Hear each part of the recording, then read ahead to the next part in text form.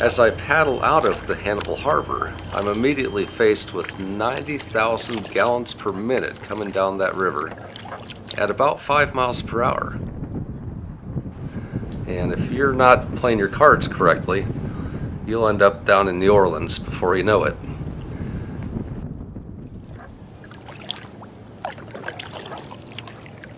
So if I tuck into the left or the right side of the Mississippi River, I can avoid that strong current and take advantage of the eddies that are present on the sides of the river. And that allows me to paddle fairly easily as I go north.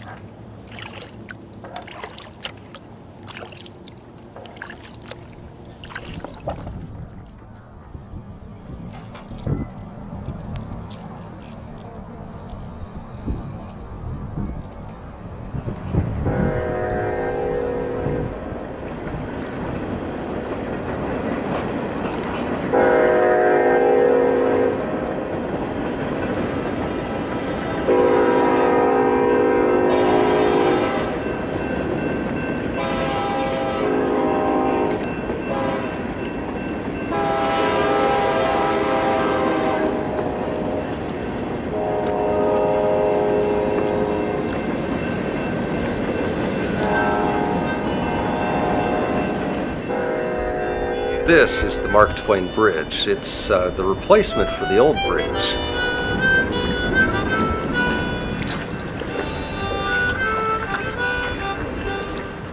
What a powerful experience paddling underneath this thing.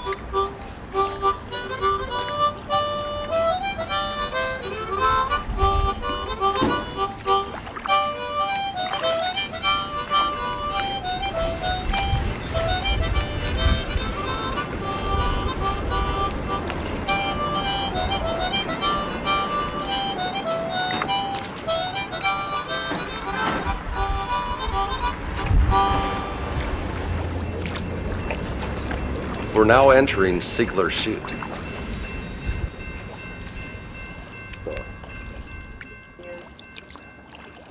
Up ahead is the Scipio Ice House. For many years, they would cut ice out of the Mississippi River, which freezes over occasionally, and store it in that building.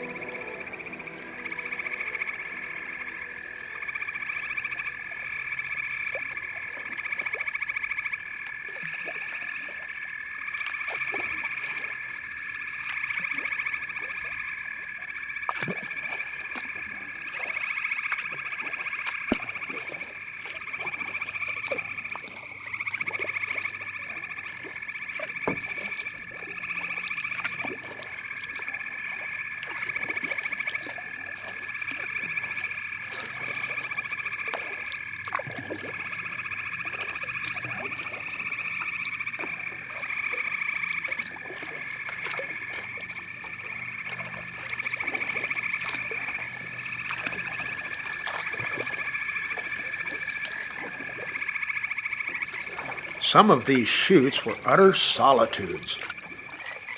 The dense, untouched forest overhung both banks of the crooked little crack, and one could believe that human creatures had never intruded there before. The swinging grapevines, the grassy nooks and vistas glimpsed as we swept by. The flowering creepers waving their red blossoms from the tops of dead trunks, and all the spendthrift richness of the forest foliage were wasted and thrown away there. The chutes were lovely places to steer in. They were deep except at the head. The current was gentle. Under the points the water was absolutely dead, and the invisible banks so bluff that where the tender willow thickets projected, you could bury your boat's broadside in them as you tore along, and then you seemed fairly to fly.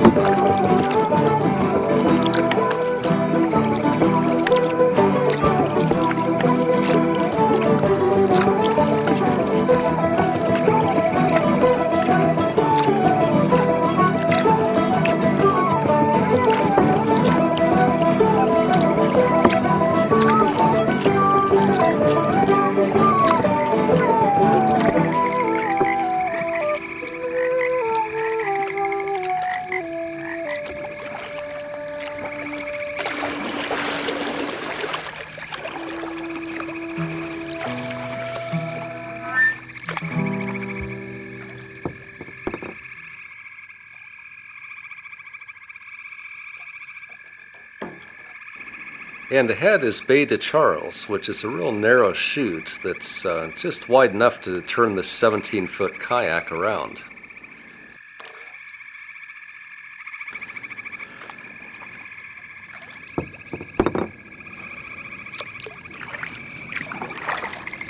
Some areas of the chute are very shallow. Give one last paddle stroke and glide on through, right over the rocks.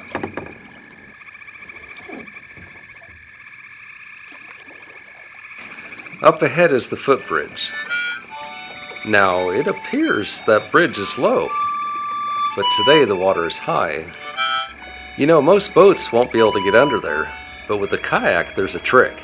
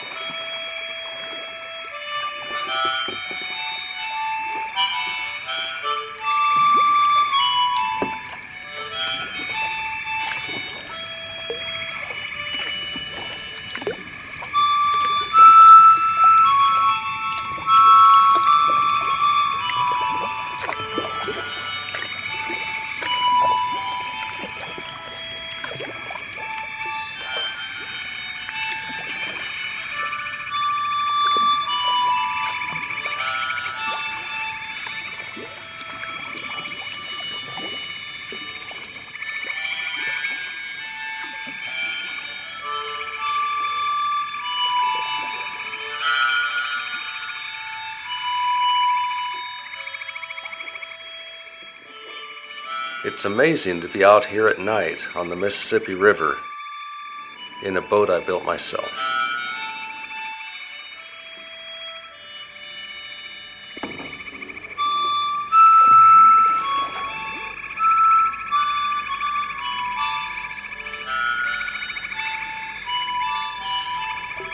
So we've put in the day lazing around, listening to the stillness.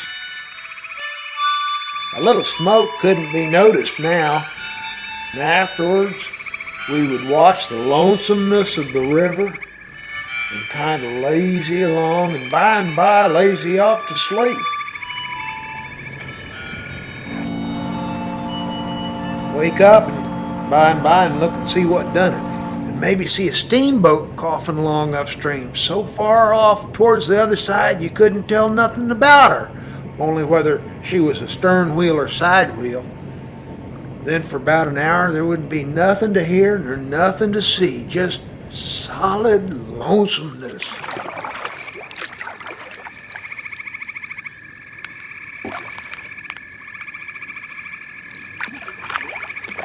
Next you'd see a raft sliding by, way off yonder. Maybe a galoot on it chopping, because they most always doing it on a raft. You'd see the axe flash and come down. You don't hear nothing. You see that axe go up again. By the time it's above the man's head, then you hear the ka-chunk. It had took all that time to come over the water. Once there was a thick fog, and the rafts and things that went by was beating tin pans so the steamboats wouldn't run over them. The scow or the raft went by so close we could hear them talking and cussing and laughing. Heard them plain, but we couldn't see no sign of them. Made you feel crawly. It was like spirits carrying on that way in the air. Jim said he believed it was spirits. But I says, no, spirits wouldn't say darn the darn fog.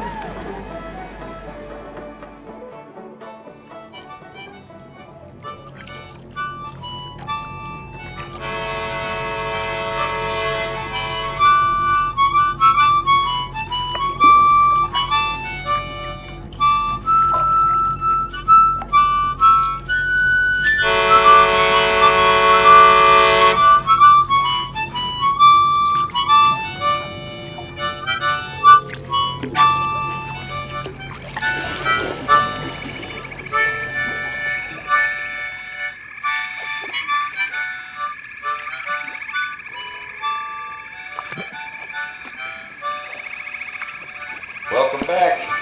How'd it go? I think we got some great shots out there. Man, that was beautiful.